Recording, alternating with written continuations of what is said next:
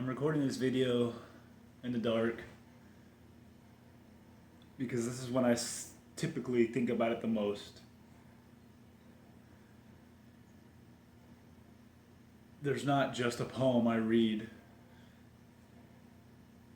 Everybody who's lost a child can appreciate the poem. It's not just for Heather. But as I sit at home, especially on nights that I have my daughter and I'm laying next to her and she wants me to rub her back so she can go to sleep, and I'm singing a song to her, that's when other things start going through my head. There's a 15-year-old boy who's lost his sister who is 16 years old now.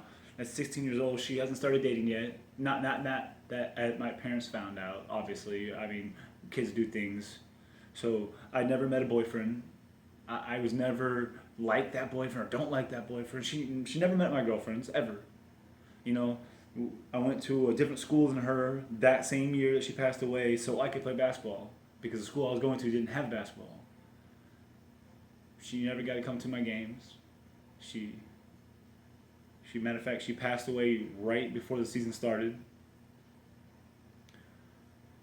And I'm in a new school. I've never even been to a public school since I was in elementary school. And I would like to come home and talk to my sister about these things, you know?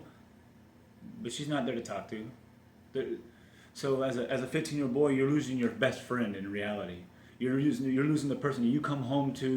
You on a rain day, you are running around popping her with a towel, you know, TV, we argue about what station or what music or whatever, but you know, at one point in time, kids grow up and then they stick up for each other. And we were just getting to that point, like, she knew I wanted to watch a certain show, it came on at a certain time, and she'd be like, oh yeah, why don't you put your show on? When I know she wanted to watch hers too, you know, she was starting to stick up for each other. And then, you know, you realize she's not going to be there for your graduation. It's a huge milestone. I remember I had my graduation invitations and I ended up saving one and put it in the envelope. And at 17 years old, I went to my sister's grave and I wrote her a letter and I put it in the envelope with the invitation and I put it on her gravesite because my sister was never going to make it to my graduation. So you get a little older and you realize it's not just your best friend, it's your sister. You're never going to see her walk down the aisle, ever. You don't get to meet this guy and be like, oh man, that's the guy I hope she marries right there, this one. She's never going to have kids, you're never going to be an uncle. They're never going to be an uncle. And then she's never going to meet my children. Of course, at 20, 25, I wasn't thinking about kids anyways, but she was never going to meet my kids. Never going to happen. You know, so I can't go on a trip and phone in my sister and say, hey, I'm going to be in town for 3 days. Can I crash on your couch? No. I couldn't be the cool Uncle Robbie to her children. I would never get to be that. So, but I think the third and effective on my life at 35 years old, where I'm in now, is parents. At being a parent and losing a daughter.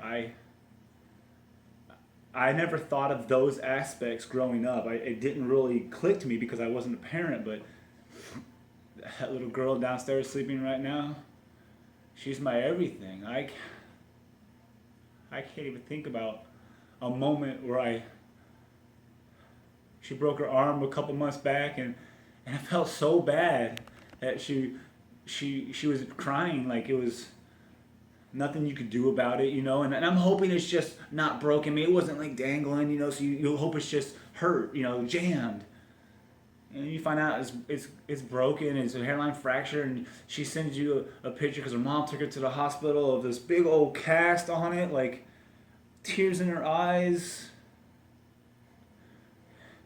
If she's going to be sick, let me be sick. I'll take the sickness, you know? Let me take care of her. Let me take from her. So I can't even imagine what my parents are going through. Their 16-year-old daughter is laying in a hospital bed, and at one point we know she's not going to make it. We knew this. There's nothing we could do. And I'm just thinking the whole time that she doesn't have her glasses on. Like, why can't we put her glasses on her? Why don't we have her glasses on her face? And I don't know how to take it. To me, it's just my sister's not having her glasses on, and I know my parents are trying to hold it together because their son is in the room, and they don't want it to me to know that they can't handle it. And then everybody's coming in town after she's passed away, and all the family's there, and my dad stays strong to this whole thing. My mom's an emotional person. You can see it on her face. You can see it in the way she acts. Eating went way down. You could tell. But my dad stayed strong. He took care of the family. He made sure everybody was doing what they're supposed to do, trying to get the funeral going right. Until one moment, the last family member came in town. It was one of his brothers. I remember he was the last brother to get in town, and when he went outside, and some of his brothers and sisters went with him to meet the last brother, and that's where I saw my father not be able to take it anymore. He broke down. He started crying, and at that moment, that was the first time I saw my father cry. At 15 years old, that was the first time I saw my father cry, and I didn't get it. I didn't understand. I get it now. I don't know what I would do if I lost my sister. My daughter, I'm sorry.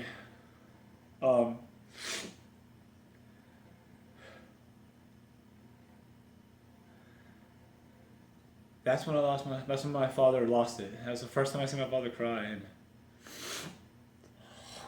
sorry. I don't know what I would do.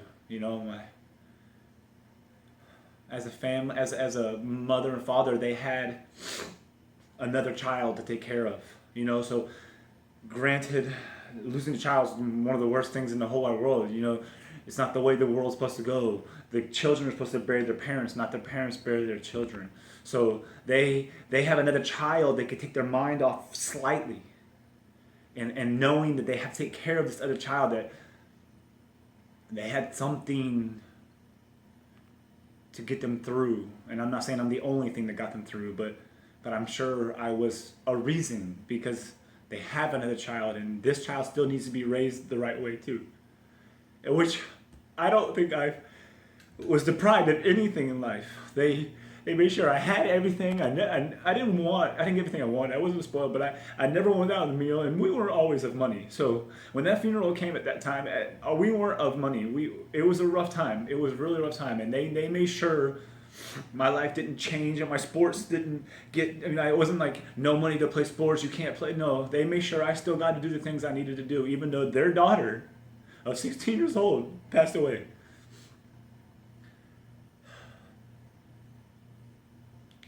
Anyways, other families in this world, I don't know how you put up with it. If you don't have a family member to talk to, or to just be there for you, you don't even have to say a word. There's nothing you can say. A sorry doesn't cut it. You don't know. You weren't there. You didn't lose your sibling, your daughter, your sister. So you don't know.